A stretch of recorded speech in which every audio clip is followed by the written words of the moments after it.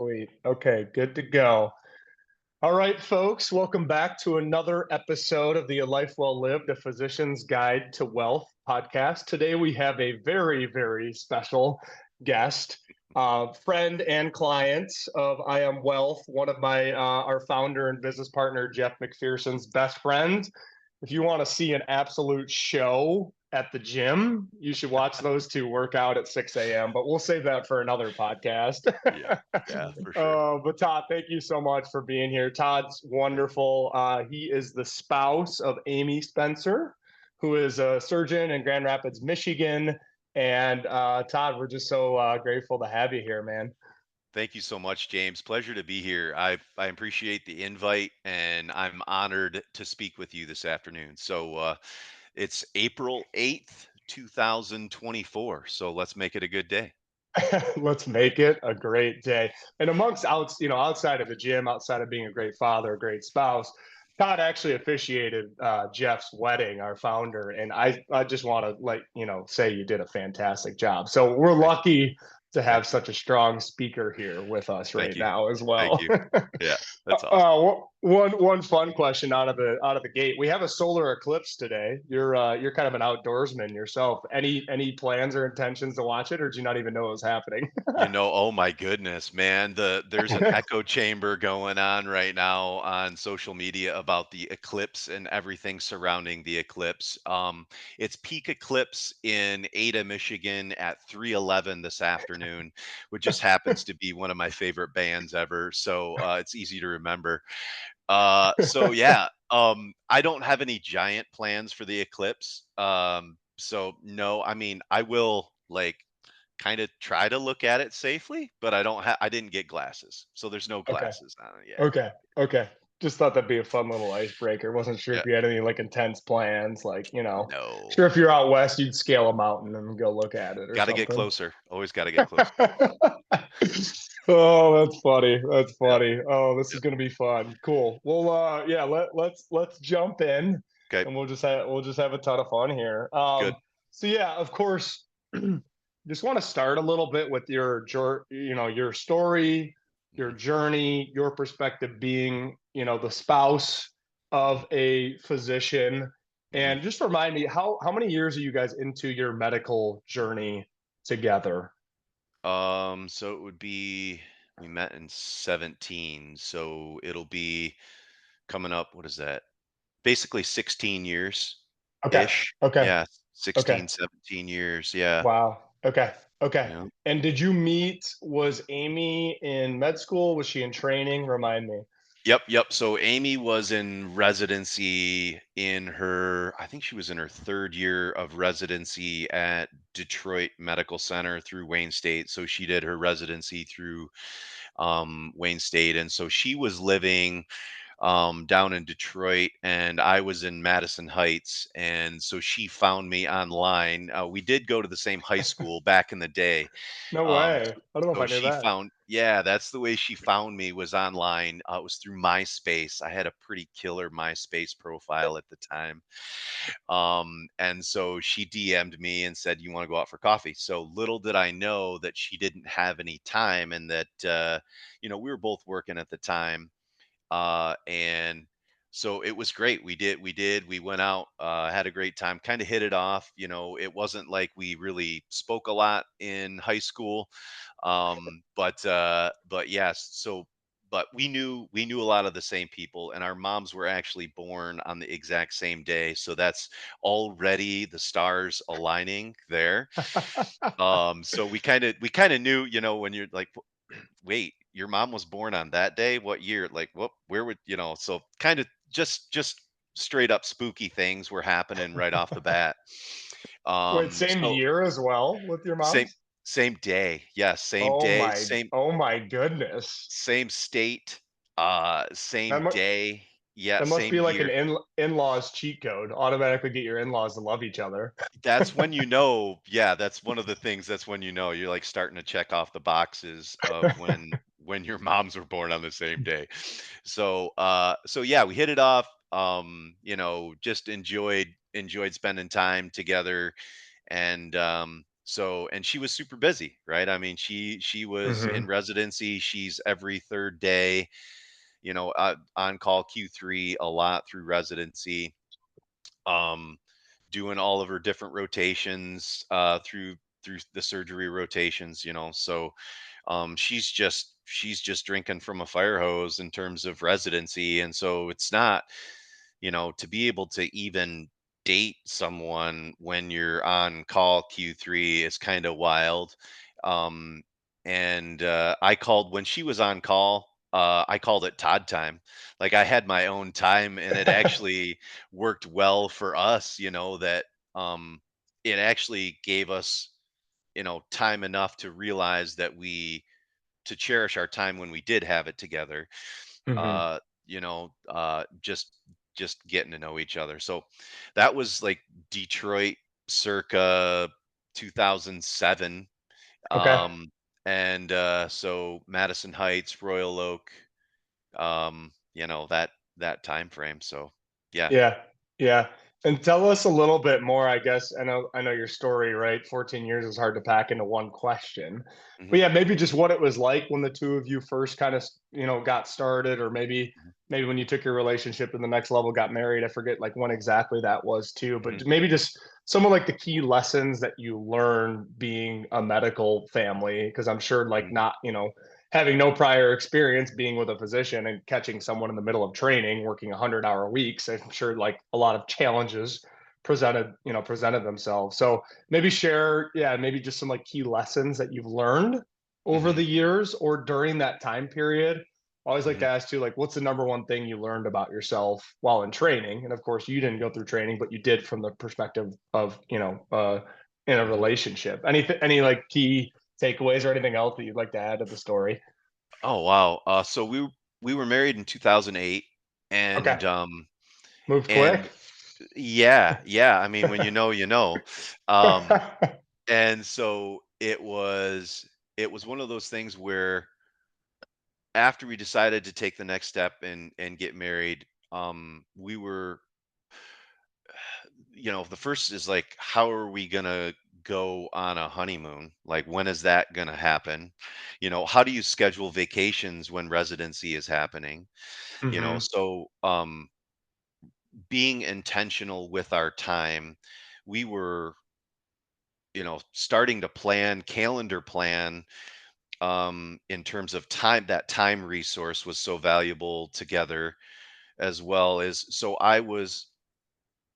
I had to learn how to be respectful of her time and conscious of her time, and just use grace, and really, that that's what I learned, that the her time was extremely valuable. And so, I didn't realize how valuable it was until she became, later on, and she finished training, she finished fellowship, and she got like a full-time job. I didn't you, you Mhm. know I didn't even realize how valuable her time was from a resource standpoint, right? Like, we didn't when I met her, I didn't even know what a surgeon really did. Like, what all different types of surgeons are there? I don't know.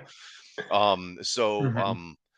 that was, but really being, I learned as we started a family, of how um when's a good time to have a child. Have our first child. When do we have a child? When your spouse is working 100 hours a week? Like, Hmm. when is a good time for her to be off for, now it's 6 weeks to be off with your newborn, your new first child. And I think she took off maybe 2 or 3, right? Wow. So even planning to have a child, and what rotation worked best for her to be off for 2 weeks based on her um training requirements for overall for her residency and fellowship.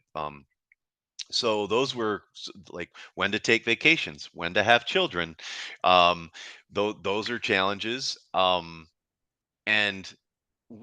And then the other thing was just simple things like feeding a newborn. Like when she goes back to work, she's in the hospital. So I would literally take our firstborn child to her in the hospital to be able to nurse, Oh, right? wow. At the beginning, we didn't have Fort Knox full of milk on hand in the freezer ready to thaw out, right? We hadn't built up those reserves in the freezer yet, right?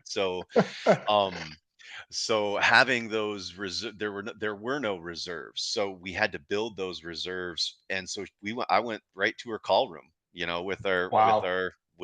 little baby girl to say, all right, mama, you know young one needs to eat. And so that was figuring out how to do that. And when she was in cases, she would have to, her her her boobs would fill up, right, full of milk, right? And so she's in a long case, like this 4 or 5 hour case, and she's like, would have to scrub out and figure out how to be a female surgeon. That sometimes it's really, really uncomfortable for a female surgeon to be Mm, in the operating room for 4, 5, 6 hours, that just had a child like a month ago. Like, right. so that's it becomes a female surgeon challenge, but it cascades through the family. Like, it feeding of the newborn child needs to revolve around where mom is. And Yeah. sometimes that's it's graphic, but it's true, and it Yeah. happens. And so that's just kind of the tip of the iceberg. And it really, the stay at home dad, like, it's not a 50-50 deal changing diapers anymore. We're talking 70-30 type of deal, where the stay at home dad really takes on the feeding and the care and the rhythm of a newborn child.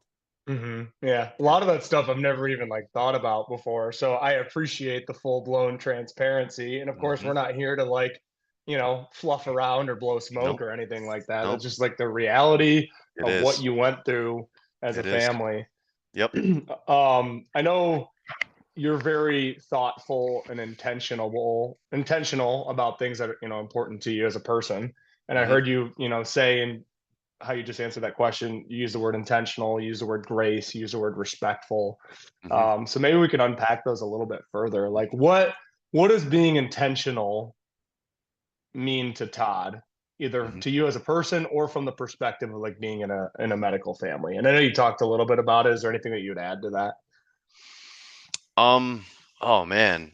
So we talked a little bit about forethought, but it does come down to being intentional about your day or your week, right? Of looking forward to your day, almost having a conversation on a Monday evening about what Tuesday looks like. What's Tuesday look like for you, Mm. right? Hmm. Do you have meetings? Like, asking those questions. Are you able to bring our daughter to my call room to feed her? What is do you have anything else? What else is on your plate? Is there anything else from a priority standpoint? Looking at priorities, right? Looking at intent and priority. Hey, how are you doing? Are you tired? Do you need it? Are you going to be wiped out tomorrow night? Do you need to go to bed early? Do you need to Hmm. wake up early? What's your sleep schedule look like? And that works both ways, right? I mean, mostly it's the spouse of the physician asking those questions. How, can I make you dinner, right? Is ramen okay tonight? What are you thinking? So um or just purely being a sounding board as well. Like, how was work today? It always cracked me up when she would have like 3 cases in a day, and she would be going through her training and doing like all these surgery cases, and she would ask me, when I was still working, she would say, Todd, how was your day? I was like, "Oh, that's awesome. That's precious, because I sent like 10 emails today." The fact that she would ask me how my day was, I felt, like, Oh, that's hilarious, right? The irony is so deep there. Uh-huh. Um, like that's, I would say, Amy, that's very sweet, but my day was not nearly as eventful as yours. And let's talk about something way more important than my day. And so Right. it really is being selfless, and putting yourself in the other person's shoes. Mm. And that's not easy to do, right? Yep. So that can be perceived a lot of times by other, more manly men than myself, is perceived as weakness, right? Or Mhm. perceived as, oh, you're just a servant, right? Or and sometimes servant gets this negative connotation because of I don't know why does the term servant get a negative connotation? It doesn't to me. It's a positive connotation to me, Mhm. Mhm. because you're there for to help someone through training, to help someone through child rearing, to help someone through difficult times, whether it's your spouse or just good friends. So um, I think it needs to have more of a positive connotation. Maybe it's just Definitely. me. Maybe it's just me. Definitely. Definitely. No, and I would add to that, like, one of the best things that I've learned, coming out of my 20s, now being 30, was Mhm, and it's hard for me as as a male, is just being okay, being authentic and being vulnerable. Like, don't hide your emotions, don't sweep them under the rug. mhm, And, kind of like similar to what you just said, like being able to empathize and connect and put yourself in the other person's shoes and be there and mhm, support, versus being like I got this, I got it all, babe, we're good. mhm, So yeah, I think that's a great lesson. And I also heard you say the word grace as mhm, well. So mhm. maybe could you unpack a little bit of like what that meant to you during that time while she was in training, or maybe even to this day when you guys are still like running to, busy life and everything going on? Yeah, so grace is, uh, it goes back to like forgiveness, or grace is always a choice for me personally. I guess I look at it as a choice. Like if Amy, is in training, or she's tired and she doesn't want to go out to dinner, or she doesn't want to go to a movie, like I have a choice then at that point to say, um, to get all flustered and, be upset, like, well, gosh darn it, I'm Todd and I want to go to a movie, and be ruffle my feathers and Hmm. be upset. Or I can say that's all right. That's I understand, and be, maybe she does want to take a nap. Like let the woman take a nap, right? So Hmm. um and that's okay, and that's not a weakness. That's and it's sometimes it's saying, all right, I'm just gonna go to a movie with a friend, like you take a nap, and being able to be flexible, Hmm. um is having grace for mostly schedule, and mostly your partner's desires. It can't be like that all the time, but there can be compromise as well. um because if just understanding, and sometimes it's Amy having grace with me, like, hey, I need help, or hey, I gotta get away. Like I can only You can't support all the time. There's a caring aspect that kind of any caregiver will tell you. There's a breaking point there, right? that Hmm. that at some point there's like, all right, I give up. I can only care so much. I need a break. I need to go out and walk in the sun for a second. Um so that there's that aspect as well, and the people that are receiving the care need to also have grace in that instance. Yeah, yep, Mhm. absolutely. I love it. Always love the depth of your responses. No, I know, seriously, it's great. It's fantastic. Now I know you briefly mentioned being a stay-at-home dad, Mhm. and remind me, how long were you a stay-at-home dad for? Yep, good question. So I stepped away from I basically resigned. I put in my 2-week notice in June of 2014. Okay. And then I stepped back into the workforce in January of 2021. So I was a stay-at-home dad for roughly 6.5, 7 years. Wow. Okay. Um, and so that was when our children were really the youngest. And so or needed, care and feeding through that area. Our kids were born in 2010 and 2011, and so uh, that's when Amy was still in fellowship. Right, she was still going through fellowship at that time, and so even that was timed right. The a research piece, Hmm. to take a research. Research isn't as demanding from a schedule standpoint, so that allowed us to have one of our children in that schedule safe space, if you will, right? So Uh-huh. that was strategic on our part to have our first child when she was in research, and so then that stay-at-home dad, kind of what was easy about it, I made a choice to step away from my career, right? And so that wasn't easy. I Hmm. had a relatively established career of 14 years. And so and it was a choice. I didn't have to, but I chose to step away and do that. And Hmm. so that's me. Hindsight being 2020, I'm patting myself on the back, right? But it was not easy at the time.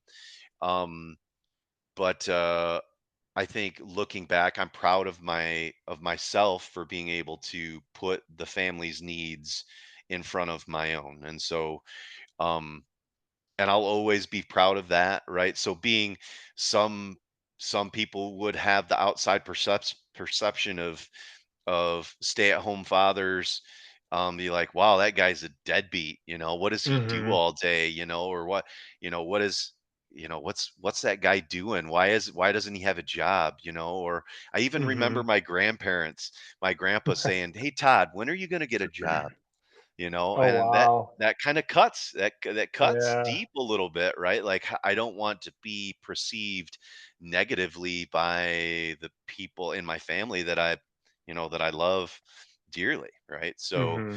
Hmm. um so explaining to my grandfather, who grew up in the past generations where the male was the primary breadwinner and the woman, you know, stayed at home, those old paradigms, it was difficult for my grandfather to understand. Yeah. Um, and so I don't even remember what the question was. It's just that was a challenge in and of itself, is to be Yeah. even patient and graceful with the people asking those questions, of managing expectations of people that thought that I should continue to grind and be at work. So um, that, but I know Amy is looks on it she's extremely I putting words in her mouth. She's thankful that I was able to stay home with the kids during that time. Um Totally. and so yeah, that was a there's challenges stepping away there, but just just super thankful for um for that time with my Hmm. children when they were so young. Oh, Yeah. I bet. Yeah, and I'm sure there was a lot of like, head trash mental games being involved. I did learn in like a leadership program that I've done that, these days about 1 in 5 households where a parent stays home is male. Mhm. And that's a statistic from Pew Research. And just like the story you just shared, like that didn't happen in our daddy and granddaddy's like generation. It's a Mhm. completely new workplace. Was there like from your perspective, and maybe this is just like a shout out to all the stay-at-home dads right now. Like, was there a lot of kind of like mental games and like getting yourself to do it, or was it more like you said, managing the expectations of people that were kind of guilting you for doing it? um so it wasn't so first it came to priorities, right? I putting my family first, right? That Hmm. was it was easier actually to make the decision and say, I know this is the right call. That's the first thing, right? Is knowing what my priorities were and making a decision based on those priorities. That was the first Hmm. that was the first one. And Love then that. after yeah, and then after the decision was made, that was harder actually. Like, oh, so um how's this going to go? So there was the adaptation time frame. So there was an adaptation, a personal, I'm talking about my personal adaptation of being a stay-at-home father took me at least 6 months, maybe a year to Mm. figure out how to be a stay-at-home father. That's not like there's not college courses for that, right? There's not what do I need to do? Like how do Hmm. I manage the day? What's most important? What are the tasks as a stay-at-home father? What are those skills required to be a stay-at-home father? Roles in the government we call them knowledge, skills, and abilities, right? Hmm. So what are the Hmm. KSAs for being a stay-at-home father? So learning even how to be and adapting to being a stay-at-home father was took me at minimum 6 months, probably a year. Yeah. And so yeah, it's just that was a challenge for me personally, but just in Amy as well, like uh managing my workload, like sharing to-do lists and what Hmm. what what do you think needs to be done today, and being that servant um as well taught me how to prioritize what's most important, not just to me but to the family. Yeah. I love that. Yeah. And it's, at the end of the day, every individual, every family, every business, like they have a mission that they want to complete in life, and that mission aligns with their values. Hmm. And Hmm. sometimes you got to make sacrifices to complete the mission. Hmm. So I love that. Any other advice that you would give to any stay-at-home parents that are in a medical family, maybe going through a tough time right now? Um, wow. So it really does come down to schedule, and a daily schedule. Whether it's children's sleep schedules, whether it's the physician, the spouse's sleep schedules, um, and it's not just sleep schedules, it's also how the family eats, right? Mm, Because from an intent, it goes back to intent, like making sure the fuel is correct, the sleep and fuel is correct to be able to execute the mission, I love right? it. So if sleep schedules aren't, it does require, sleep is important, so prioritize it. Food is important, so prioritize it. And self-care is important, because if you don't prioritize self-care, then you can't prioritize food. If you can't prioritize Mm. food, then the rest of the family does one of these, right? Goes Hmm. off the cliff. So with intent, sleeping with intent, eating with intent, and self-care with intent towards the overall family goals, whether it's remaining in shape, whether it's training for whatever personal goals that parents or children may have, right? We goes back to children's sports. What's Hmm. are those things really important? Like, how important are they? Are they Yeah. more important than a family vacation, and balancing those things? um so that does go a lot with uh, it's not just physician families. That's a lot of even dual parenting families today. Um, Hmm. but it does, those things are very, in my mind, especially in physician families, um, having the humble attitude to be able to provide space for your spouse to sleep when they need to sleep, when they've been working a 24-hour shift like that doesn't just happen. That needs to be, that space needs to be respected. Yeah, absolutely, absolutely. And I know, of course, year after year, the physician burnout reports remain around 42%. Mm-hmm. I think for most of us, the things that you mentioned, eat right, exercise, move your body, self-care, like we all know to do it. It's just like getting ourselves to do it. That's the hardest part, right? Mm, Um, so in unpacking a little, and especially in physician families, I mean, we see, and it's not uncommon for physicians to be so focused on helping others that sometimes they neglect themselves and their own self-care and their own peace of mhm. mind, mental health, physical health. So I guess what are some things that maybe you've done as a family or you've seen Amy do really well as it relates to carving out time for self-care? Mhm. Yeah, so Amy's used, so Amy, there was a point where Amy, I'm speaking for Amy now, she came upon some burnout and some stress, right? Hmm. And we at first she didn't know, she's like, my stomach's kind of hurt and I don't know why, I was like, well, let's unpack this. What is this, what's this feel like? And I was like, that is stress that you are feeling. You know, the so the so the first thing is to be able to diagnose it. Like, Yeah. because stress feels like different to everyone, right? Everyone has a different reaction to what stress is. And so the first step is to be able to recognize stress. Hmm. And that's not easy to do because sometimes, like, oh, that's a weird feeling in my stomach. Why am I feeling that? Or what does burnout feel like? Again, there's not college courses where they tell you what burnout feels like, right? So sometimes it takes, whether it's your spouse or a close friend or a close coworker, to recognize that you look burnout to me, you know, and that's not easy to hear. It's not easy to say. Mm, And that, because it might be perceived as weakness or an attack or right. whatever it may be, like, so both the person diagnosing and the person receiving the diagnosis need to be open and thoughtful in, giving and receiving that diagnosis of stress or burnout. So the first Hmm. thing is recognizing it, which is not easy. And it's mostly, and most of the time, from what I've seen, is it's not the physician that's diagnosing themselves with burnout.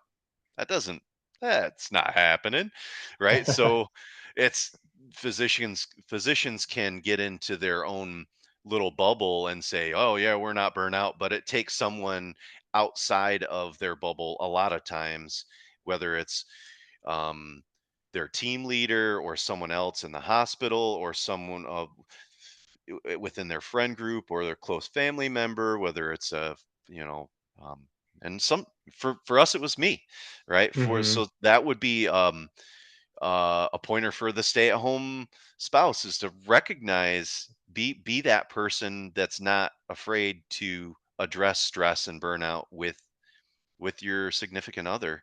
And Mm, how that looks, then the next question, once it's diagnosed, then it's how to deal with it. What changes need to be made on a weekly basis or a monthly basis or a work schedule basis, or, a self-care basis, or, uh, an activity basis. For Amy, it was going to the gym. Like, all right, mm, let's carve out a time for you based on your work schedule to be more active. Is it walking? Is it yoga?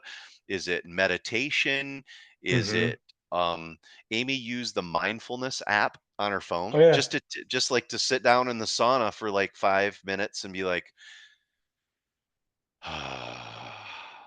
right? Yeah. Oh, yeah, that was And nice. I just took one too. yeah. Every And so, listener, take a deep breath right now, in through your nose, out through your mouth. yeah, so that feels so good. That feels Mhm, so good to do that, and your body needs sun, your body needs fresh air, your body needs a minute to relax outside of, so, being even, meditating with intent was something that Amy hmm. did as well. And it's not something that you have to do all the time, but if you're noticing stress or burnout things, um, then it might be a good thing to look at. Yeah, definitely, definitely. And I think we're all susceptible to burnout, myself Mhm, included. And I think everybody needs to find things that work for them individually, right? Not mhm, that everything Todd and I say today is like set in stone and you must do it. It's kind of mhm, finding what self-care things, like maybe that's something for you, like a takeaway from listening to this. If you're listening to this right now, is think about what self-care things can you add to your life currently. Like one thing I committed to this year, I've never gotten massages before. One massage a month. Shout out Beth, who owns a great massage place in Traverse City, where I am right now. But just Awesome. one minor tweak, right? And that was just something that I found that I needed to add to my life. But I think it could be different for everybody. But awesome, thank you for sharing all of this. So Yeah. now, For me, you go said ahead, go ahead. massages, but for me, my stress reliever is getting in the squat rack, Oh right? yeah.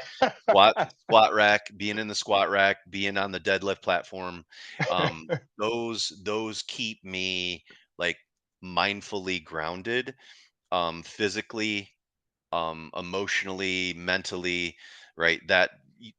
And that's not for everybody, right? So not Right. everybody's gonna not everybody finds massaging and deadlifting and squatting to be their happy place, right? But find your happy Right. place. That's what Happy Gilmore says, right? So that's Yeah. Oh, definitely. And yeah, a lot of mine takes place in a squat rack or on a deadlift mhm, platform as well. But that's just mhm, one new thing that I added. And I think another thing too is we all like, I take time every year, and I won't get like too crazy in depth, but just to kind of reflect on my previous year and see mhm, how I spent my time. Like go through your like photos app or your calendar. mhm, And if you're really feeling courageous, like your credit card statements, mhm, and look at like I started making a list of like things to leave behind and never do again. Things that like to bring forward and things that were like the most joyful, right? So I think it's mhm, also self-care too, can be like carving out the things that like carving out time for the things that bring you joy. And for me, mhm, that could be like a hike, that could be like getting out a golf course with my buddies, that could be mhm, like going skiing or snowboarding or what, so kind of mhm, thinking about like what are those moments when you feel like the most joy, or even like as simple as like watching like a sunset or a sunrise or whatever it might be. Anyways, I won't go too much down a rabbit hole with all that, but I think it's unique to every person. And I mhm, encourage everybody to kind of think about what self-care do I need? What things bring me joy? And like, when am I mhm, the happiest? Or if I'm on vacation, what are the things that I do? Like if I'm on vacation and I'm near a beach, I go for a walk on the beach every morning. It's like, mhm, okay, how can I bring that into my daily life?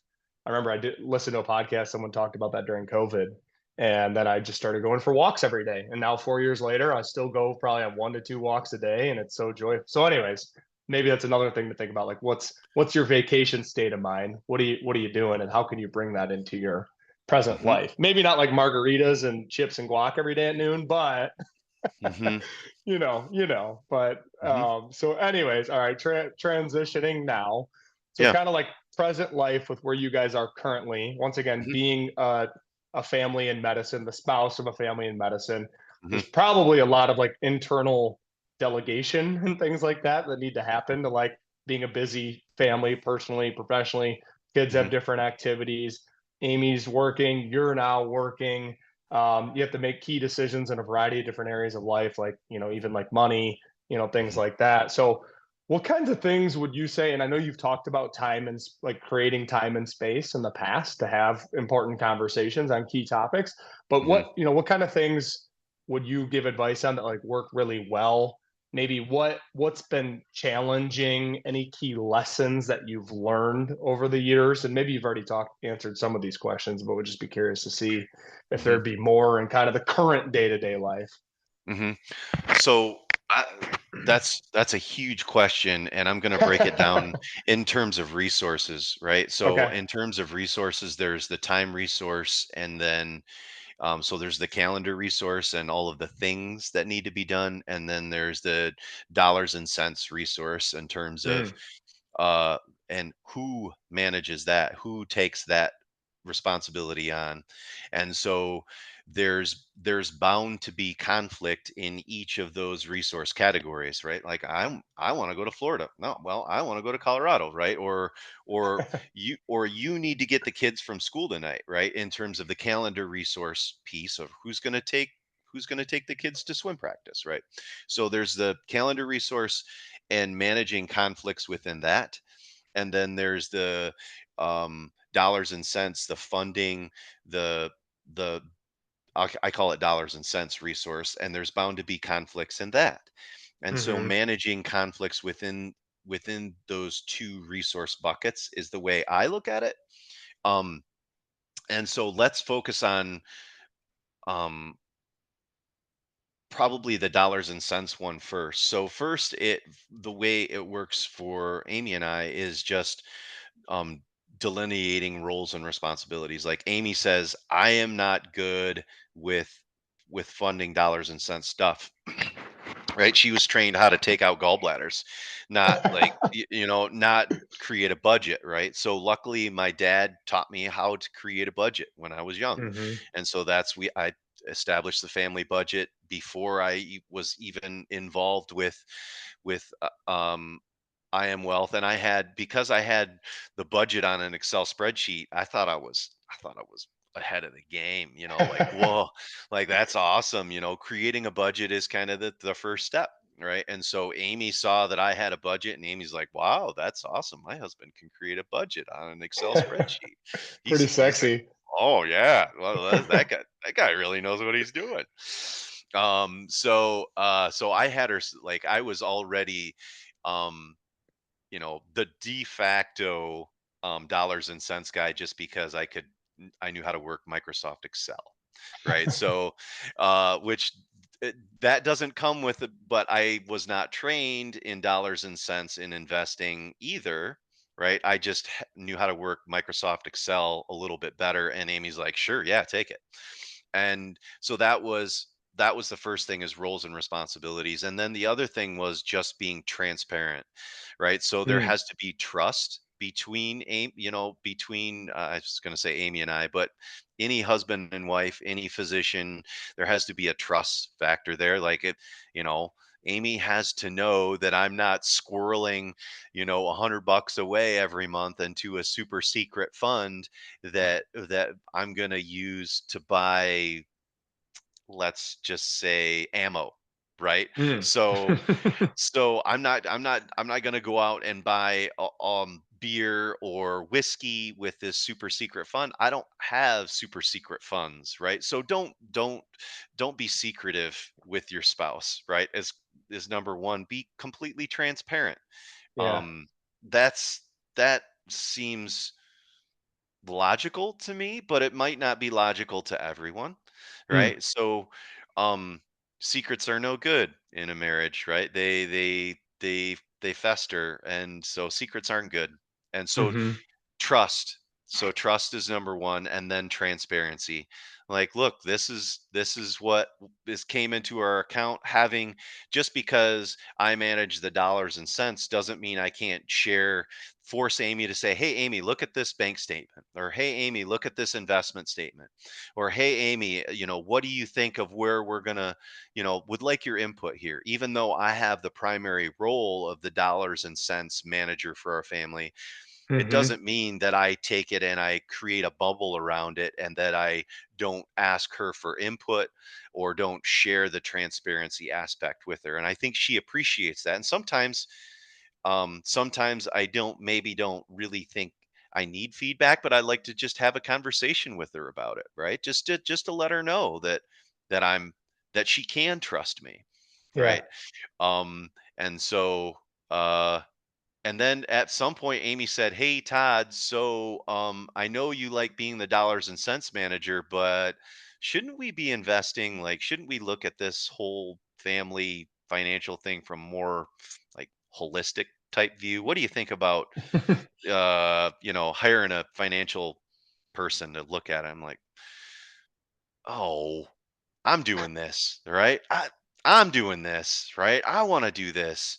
And then it's like, wait, if she's gonna trust me, then what does it hurt to have a third party look at it and say, your husband is in left field. Like, are we really doing good? Right? Are we really doing good? Or does the third party say that or does the third party have some good recommendations for us? And oh, by the way, it's number two, right? It's the latter, the third party. That it doesn't hurt to always have an outsider look, and to glean feedback, right? To get Mm, hmm. recommendations, right? Get recommendations. And if who's in the driver's seat, who has that role and responsibility, and it's okay to get feedback and get recommendations. And sometimes you might just learn something, right? And taking the humble approach. And so that's where from a financial standpoint, the DIY, I was hesitant at first, right? I knew how to do a budget, and so, but I had to take a little humble, get a little bit humble. And it's not easy to be if it was easy to be humble, everybody would do it, right? But it's Right. not. And Amen to so, that. yep. So anyway, yeah, and that led to I have in our notes here communication methods between Amy and I, like setting, Please. yeah, like setting together like a time, and sometimes it's literally on the calendar, like doing a calendar invite to your spouse, using Google Calendar, like Hmm. financial talk.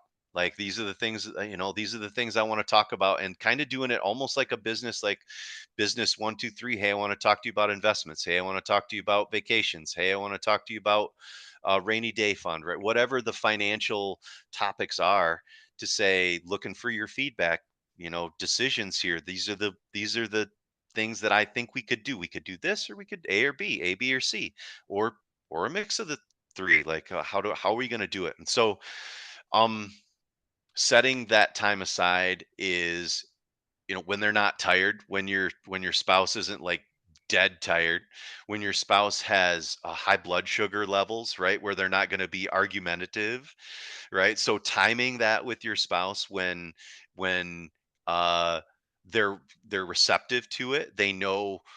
Sometimes some spouses are like, I don't want to talk about, they're scared, scared of conflict, scared of money discussions, like um uh so creating intent and a time for that discussion to happen, and what you're going to talk about, and also taking a deep breath and saying, this is not about conflict, this is about preventing future conflicts, right?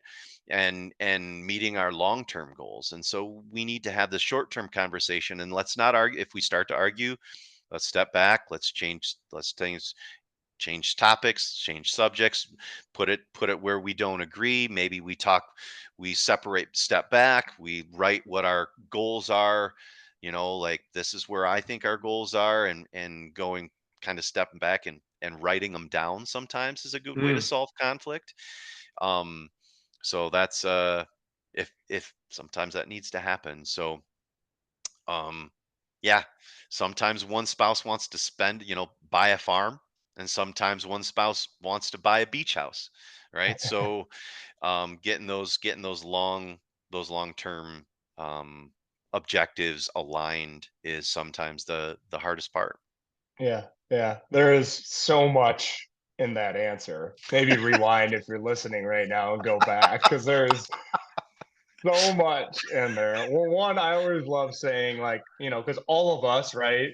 And once again, maybe a little bit more skewed towards males, like we can do it all, like as DIYs, right? We Mhm, can we can write our workouts, we can write our meal plans, we can take care of the money, we can do the taxes, we can we can throw a football over the mountains out there. mhm, like the mhm, so I think, I always like to view it from the lens of like I was doing like Beyonce has a vocal coach, right? Kobe Bryant had a trainer at the gym. Michael Jordan had a trainer at the gym. Like, so if all the people in society that like we admire surround themselves with a capable team to complete the mission, then why not us? So I think that's one of the most important like lessons I've learned too, is just like letting go and letting the professionals take care of it. Just like I'm not going to figure out how to be like a surgeon in my free time in case I tear my ACL playing beach volleyball this summer. So, yeah. whatever it might be, Mhm. it's no different.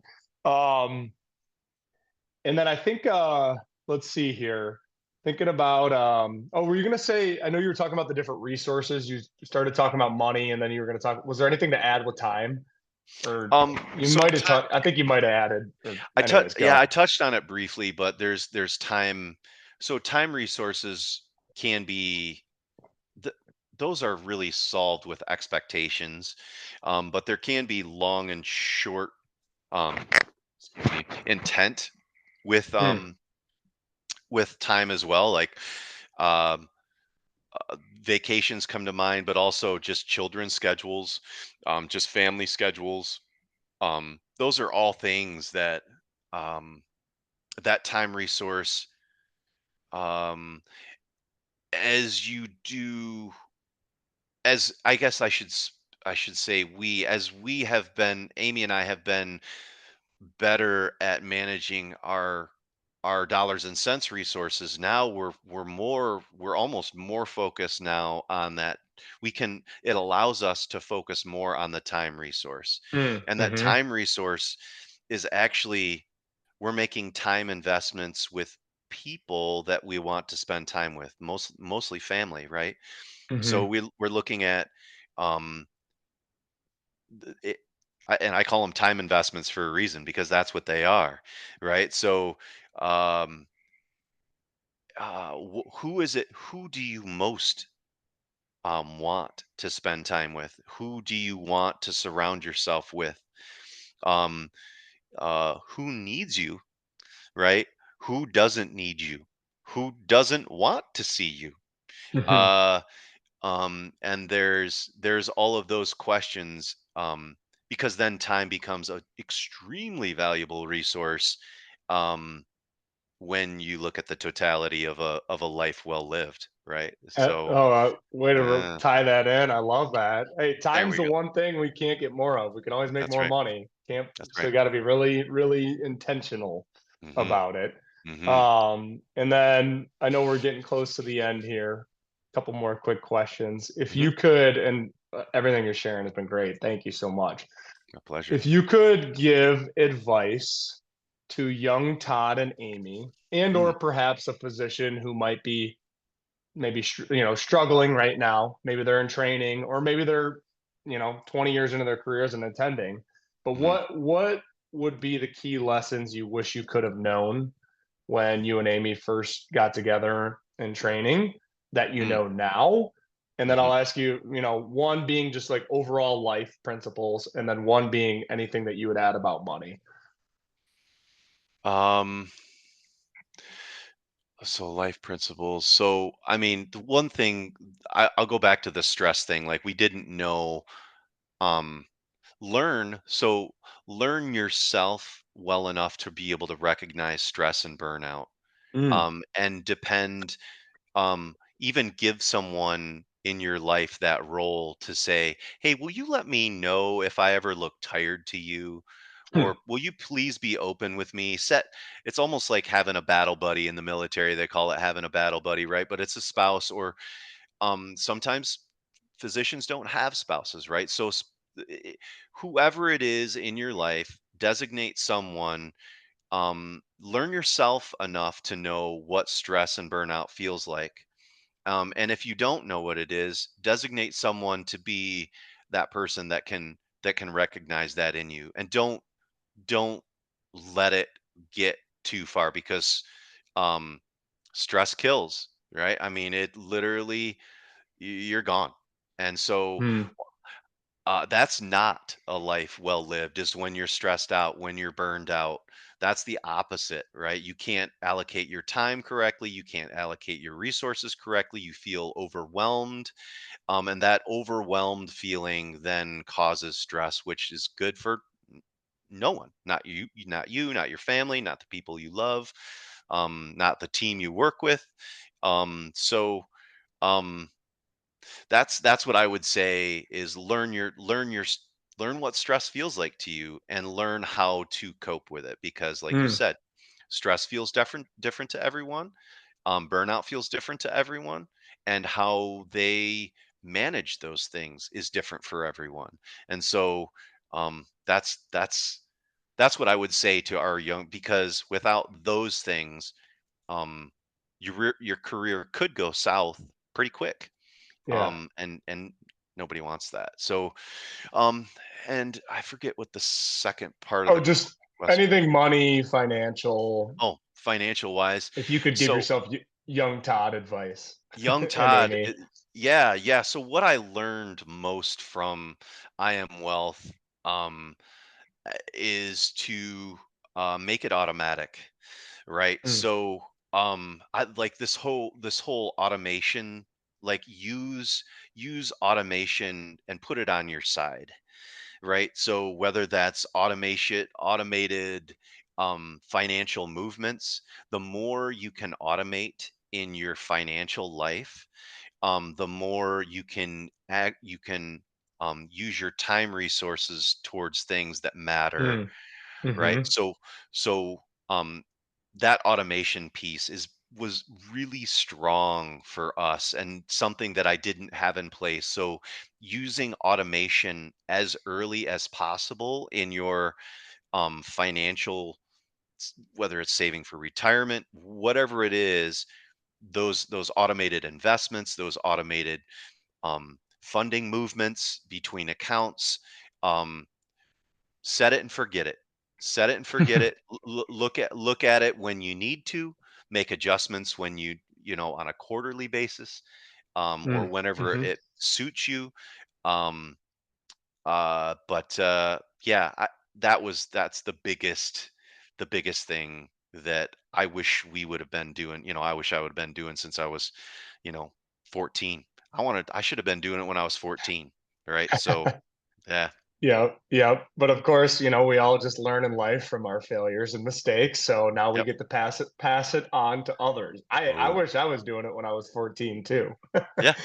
Yeah. But yeah, I mean, I feel like it's so always so good for Jeff and I. I mean, a lot of what we've learned is like from even like clients. Like it Mhm, still sticks with me, you talking about creating the time and space with you and Amy to like look at each other's calendars and schedule like, hey, 30-minute money talk. I want to talk about XYZ. mhm, And it's important to create that space. And it's difficult to create that space, right? mhm, Because not always both partners feel as comfortable or confident talking about money or mhm, health and fitness or mhm, spirituality or whatever, any area of life that's important. So I would just encourage anybody who's listening right now, if that's an area that you struggle in, just create the time and space to have a safe space to do it or have a mhm, safe place to do it. Or, I always, of course, I'll be biased in doing what we do, but have a third party help facilitate the conversation. No different than going to like marriage therapy or marriage counseling or having a trainer at the gym, having like a third party facilitate the exercise, sizes as well. mhm. But anyway, yeah, thank you so much. There's so much, gold wrapped into this podcast, and you're the absolute best. One Oh thing that man. I just thought of that I thought would be fun to ask you. I listen to the Whoop podcast, a little fitness band I wear, and I Oh always cool. ask the person. The last question is, "What are you obsessing over right now?" I thought that would be fun to ask you. Is there anything Ooh. you're obsessing over? That's a really great question. So, um, right now, it kind of ties into the automation piece. I'm obsessing over AI right now. Ah, uh huh. So I'm reading about AI right now, and kind of trying to figure out what the future of AI looks like, um, on the scales of personally, right? What AI looks like for my family, Mm, what AI looks like for my business, mm-hmm. what AI looks like for my community, Mm. what AI looks like at a state level, and Interesting. what AI looks like even at a country or a federal, like Mm. a country level, like AI between countries. So that's Interesting. that's where I'm at. That's what I'm obsessing over right now, is kind of how to apply um um really, really advanced um AI things to all of those levels within the human existence. That could Yeah, be like another 4-hour podcast. Maybe we'll do dude. that Joe Rogan style or something. Oh man, sure. Yeah. Yeah, Uh, that's what I'm obsessing over right now. I'm that doing a lot of reading on it. Yeah. yeah, that's fascinating. I'm gonna have to pick your brain on that. But anyways, AI, there's a lot of great tools out there. No, Yeah. no doubt about it. And don't be afraid of it. Just do it. Yeah. Is Right. all that I Just would say. dive in. Dive in. Yeah, yeah. Well, thank you so much, Todd. I appreciate you being here. And for all of our listeners who made it this far, thank you for your time and attention. As I know, as Todd talked a lot, your time is the most valuable thing you have. So thank you for your time and attention. Appreciate it. And we'll see you for another episode. Thank you, James. Appreciate it. Have a great day, man. You're welcome. You too. All right. Let me